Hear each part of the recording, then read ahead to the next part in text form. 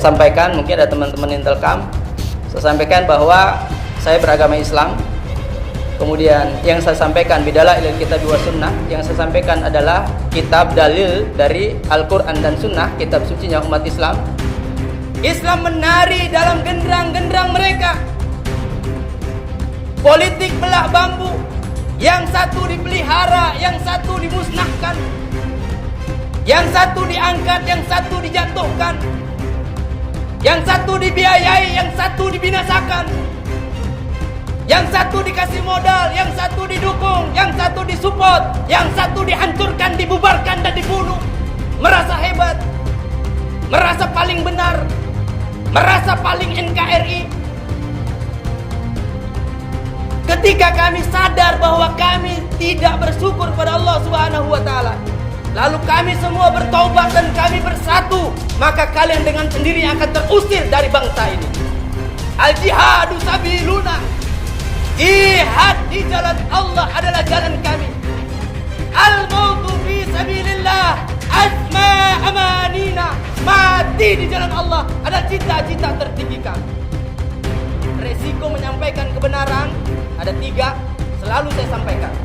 Yang pertama, kalian akan ditangkap, kalian akan dipenjara.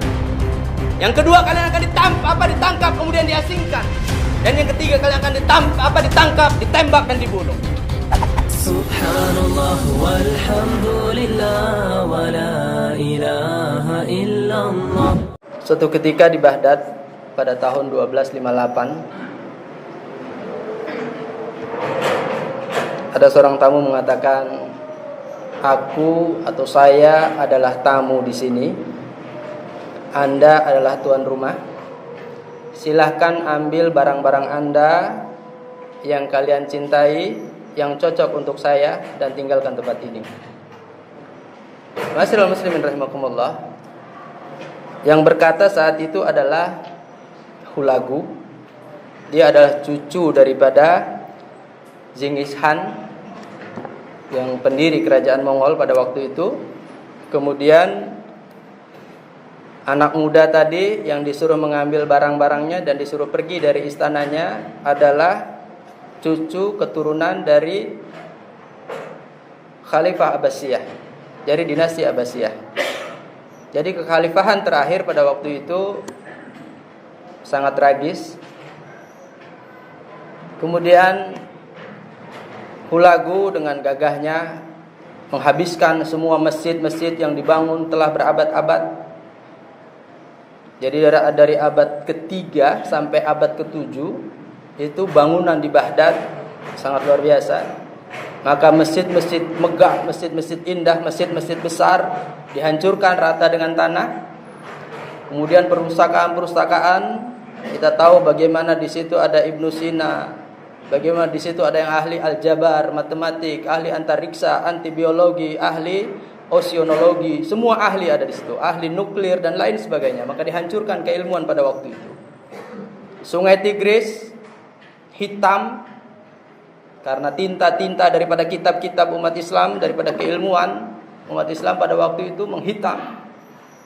Kemudian darah itu sampai sedengkul karena umat Islam saat itu dibantai, kemudian dihancurkan. Ini adalah kejadian sudah beberapa abad yang lalu. Ma'asyiral muslimin rahimakumullah. Singkat cerita, kemudian Hulagu bikin markas besar di luar Baghdad. Kemudian memberikan peringatan kepada semuanya, atau memberikan pengumuman kepada semuanya bahwa Hulagu ingin bertemu dengan ulama terkenal, ulama yang paling pintar, ulama yang paling lihai, dan dia ingin bertemu. Maka diumumkan semuanya. Dalam satu riwayat dikatakan ada 200.000 umat Islam pada hari itu dimusnahkan. Tapi pada riwayat lain ada yang mengatakan 400.000 pada hari itu juga dihabiskan oleh pasukan Mongol. Kita tahu pasukan Mongol waktu itu dibantu oleh pasukan Cina, ya. Ini nanti bisa lihat di kejayaan dan keruntuhan daripada kerajaan Mongol. Nah, kemudian singkat cerita ketika diumumkan bahwa Hulagu ingin bertemu seorang ulama atau satu ulama yang mahir, yang jago, yang lihai, tapi karena kebengisannya, karena galaknya si Hulagu, maka tidak ada satu ulama pun yang berani untuk menghadiri undangan Hulagu. Di tengah-tengah kegentingan itu maka ada seorang anak muda yang jenggotnya saja belum tumbuh, anak muda, guru madrasah. Kemudian dia mengatakan, saya siap memenuhi daripada undangan Raja Hulagu. Kemudian orang-orang pada khawatir, apa yang mengakibatkan dia berkeinginan ketemu dengan Hulagu. Kemudian anak muda itu berkata, ya, saya sangat penasaran dan tertantang dengan apa yang diinginkan oleh Hulagu. Raja bengis, raja tega, raja sadis, pembantai, pembunuh, yakni Hulagu tadi. Maka anak muda itu berangkat. Sebelum berangkat, anak muda itu bawa seekor unta yang besar, kemudian bawa seekor kambing, kemudian bawa seekor ayam. Berangkatlah dia ke markas besarnya Hulagu. Kemudian bersampailah di hadapan Hulagu. Hulagu kaget, heran. Kemudian dia perhatikan dari atas rambut sampai ujung kakinya.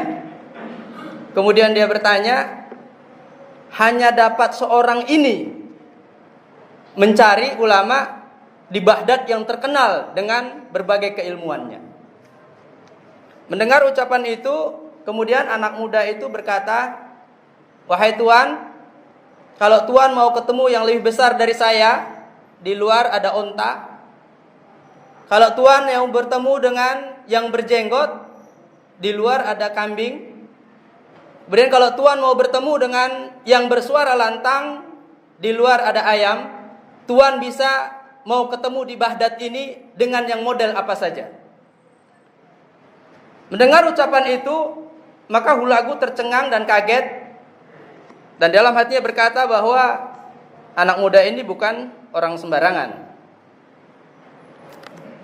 Kemudian Hulagu bertanya, ada dua pertanyaan saya kepada Anda, wahai anak muda. Yang pertama, apa yang menyebabkan kami,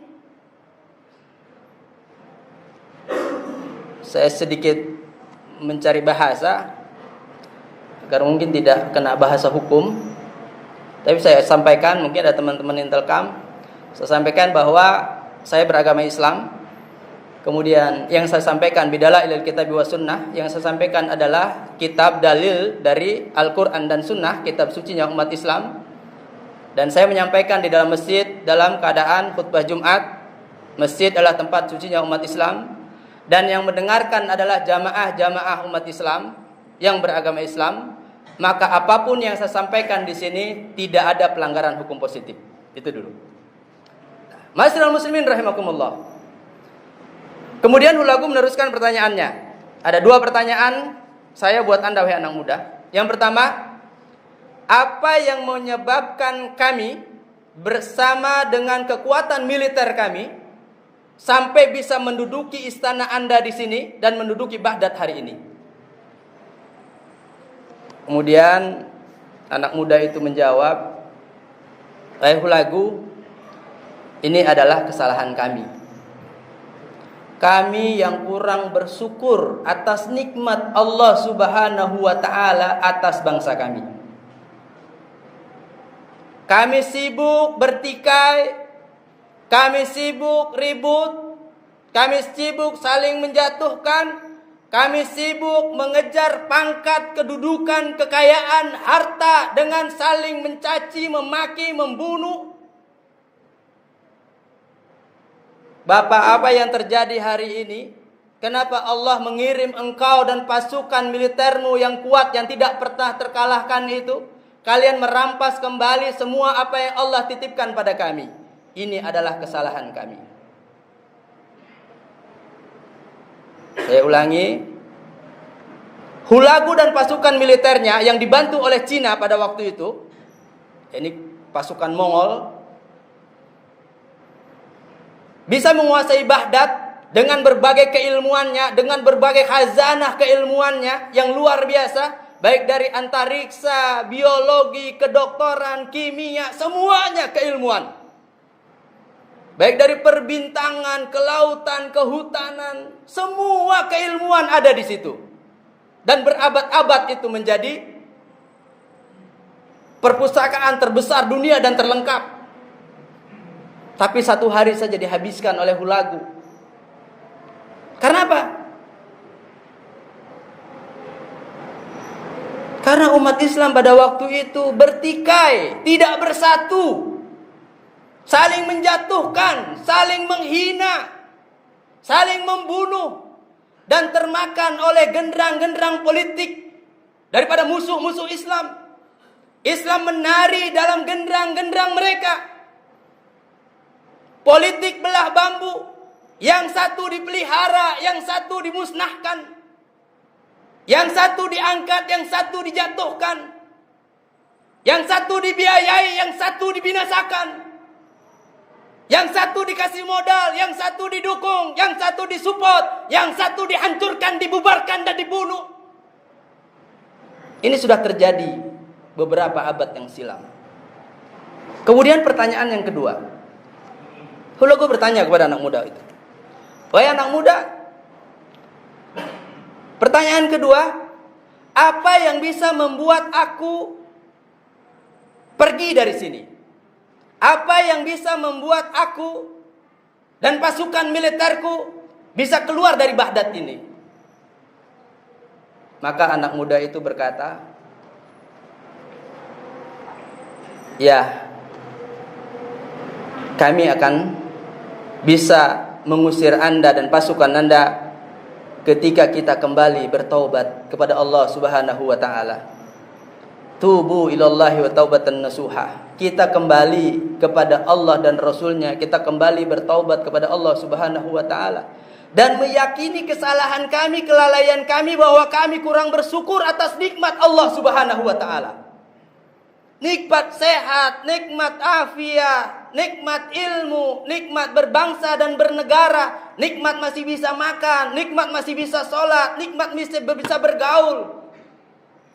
Nikmat luar biasa yang kami diberikan oleh Allah Subhanahu wa taala, tapi hari ini kami tidak bersyukur.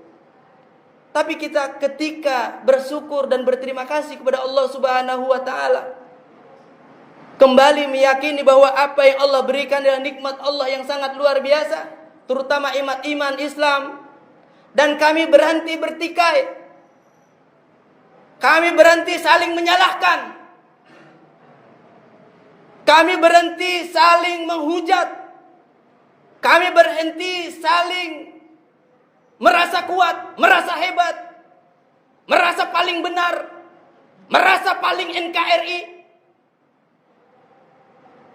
Ketika kami sadar bahwa kami tidak bersyukur kepada Allah Subhanahu wa taala, lalu kami semua bertaubat dan kami bersatu, maka kalian dengan sendirinya akan terusir dari bangsa ini. Ma'asyiral muslimin rahimakumullah. Dari dua cerita ini, maka bagi pelajar, bagi aktivis, bagi mahasiswa, bagi guru, bagi laki-laki, bagi suami, bagi orang tua, maka jangan lari daripada Al-Quran dan Sunnah. Jangan pernah lari daripada Al-Quran dan Sunnah. Jangan pernah lari daripada Kitabullah wa Sunnatul Rasulullah Sallallahu Alaihi Wasallam. Kenapa? Rasulullah mengingatkan kepada kita, aku tinggalkan dua wasiat. Apabila kalian pegang itu, atau kalian gigit dengan gigi gerahammu, maka kalian akan selamat. Apa itu? Kitabullah wa Sunnatul Rasulullah Sallallahu Alaihi Wasallam. Ma'asyiral muslimin rahimakumullah. Berkaca dari kisah itu, kemudian kita melihat keadaan kita hari ini. Apa yang kita lihat, apa yang kita dengar, apa yang kita rasakan di lingkungan kita, hendaklah kita gunakan kacamata Al-Quran dan Sunnah untuk melihat keadaan ini. Contoh, kita miris hari ini. Kenapa vaksin dijadikan alat ukur untuk orang makan di warteg? Vaksin dijadikan alat ukur untuk orang mengurus administrasi di kelurahan. Vaksin bukan alat administrasi bernegara. Vaksin itu boleh iya, boleh tidak. Tidak ada pemaksaan kepada warga negara Indonesia atas vaksin yang akan dilakukan. Kalau orang punya gejala jantung, ginjal, punya penyakit bawaan, sudah tua, tapi karena dia tidak banyak ilmu, dia orang awam, dia tidak cukup ilmu, dia tidak sadar bahwa dia dalam keadaan sakit, kemudian dipaksa untuk divaksin, kemudian banyak yang mati. Ma'asyiral muslimin rahimakumullah. Terus kita tentang vaksin? Enggak. Silahkan vaksin, tapi dengan cara-cara yang benar.